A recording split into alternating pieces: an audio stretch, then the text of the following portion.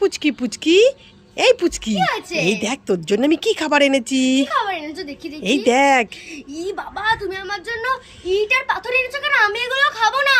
এই ইট আর পাথর কেন আনবো? এগুলো তো খাবার। দেখ কোথায় এগুলো খাবার? এই দেখো, এই যে ঘরে পাতে না, এটা মার্বেল ইট।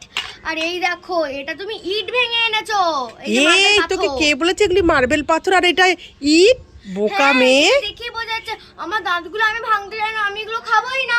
এই পুচকি, আমি তো এগুলি রথের মেলা দিয়ে নিয়ে এসেছি। বাদাম চিট আর এটা খাজা একটা।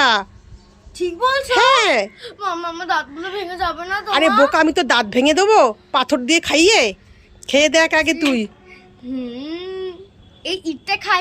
না না না না, খা। খুব টেস্টি খেতে। তাহলে তুই বলছিলি ইট ভাঙা আর পাথর নিয়ে এসেছি? বোকা মেয়ে।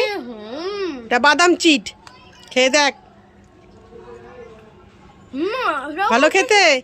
নে ধর প্লেটটা। ইট আর পাথর খা বসে বসে।